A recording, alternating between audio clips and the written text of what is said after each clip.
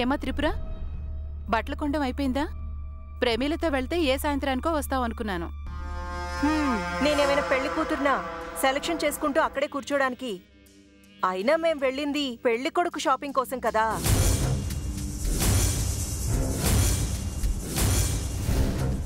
పిన్ని,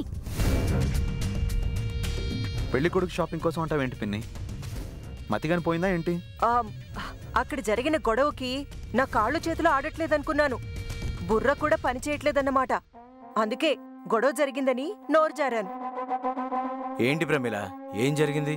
అబ్బో, అది అలా ఇలా చెప్పేది కాదులేండి. అసలు వదిలేయండి. ముందు నువ్వు వదిలేస్తే మంచిది పిన్ని. ఏం జరిగిందో చెప్పు పెదబాబు. వదిలేసేనానమ్మా, గాలి మాటలు. ఆ మాటలే రేపు పేపర్లో అచ్చవుతాయి, టీవీలో ప్రసారం అవుతాయి పెదబాబు. పిన్ని, నిన్ను వెంట తీసుకువెళ్ళడం నాది బుద్ధి తక్కువ. ఊరుకోవు కదా. నేను ఊరుకున్నా ఊళ్ళో వాళ్ళు ఊరుకుంటారా ఏంటి?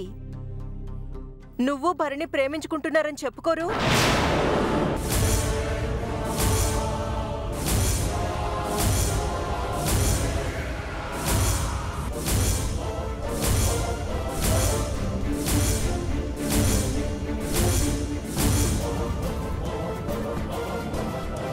పిచ్చి పిచ్చిగా మాట్లాడితే పళ్ళు రాల్తాయి చెప్తున్నాను.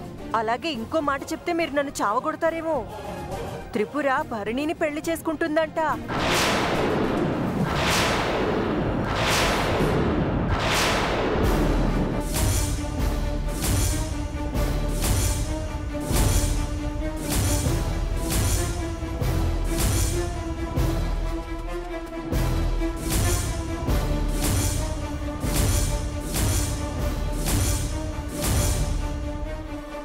ప్రమీల,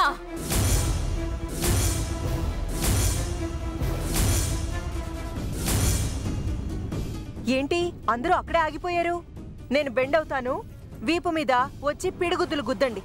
అయ్యో, ఏంటి పిన్ని అలా చెప్పేశావు? ఇందులో దాయడానికి ఏముంది త్రిపుర, నిజం చెప్పేశాను. చంపేస్తాను. అదే మాట ఇంకొకసారి అన్నావో చంపి తీరతాను.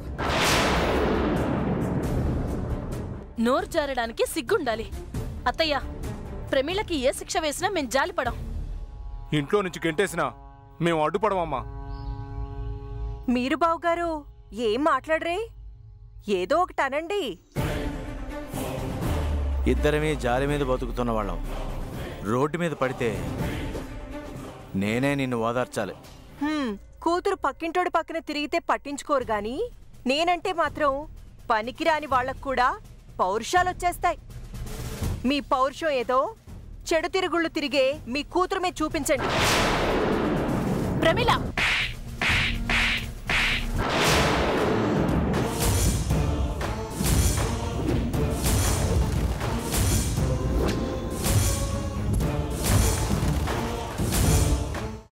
అమ్మా, అలాంటి వాళ్ళది నిజమైన ప్రేమ కాదు, అది వ్యామోహం.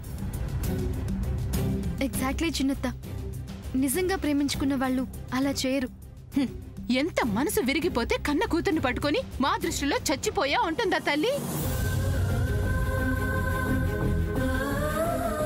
అది సరే అమ్మా, తన కూతురుతో తన మాట అనేటప్పుడు ఆమె మాటల్లో వ్యథ, కళ్ళల్లో బాధ గమనించావమ్మా? పెద్దబాబుకు బర్త్డే విషెస్ చెప్పు కూడా వెళ్ళాం కదా. ఊరికే ఎలా కాలిపోతుంది? మంట పెడితేనో పడితేనో తగలబడుతుంది.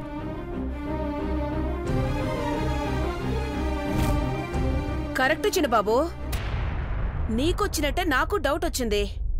పార్వతే షర్టును తగలబెట్టిందనుకుంటా.